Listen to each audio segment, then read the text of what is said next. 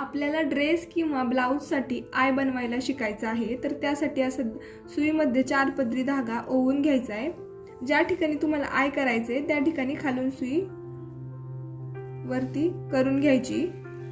त्याच्यानंतर अशा पद्धतीने सुई वरती घ्यायची आणि ही जी वरची बाजू आहे त्या वरच्या बाजूने आपल्याला इकडच्या सुईवरती अशा पद्धतीने गुंफून घ्यायचे आहे.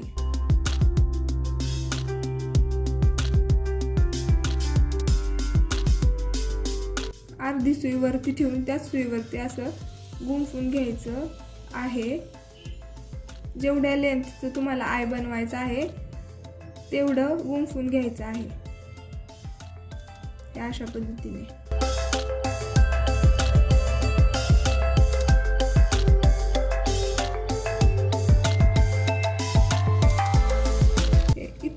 हे इथंच असं दाबून धरायचं आहे आणि सुई वरती ओढून घ्यायची आहे. सुई वरती ओढून घेतल्यानंतर बरोबर त्याच्या अपोजिट साईडला सुई खाली घ्यायची आणि खालच्या बाजूला एक गाठ मारून घ्यायची.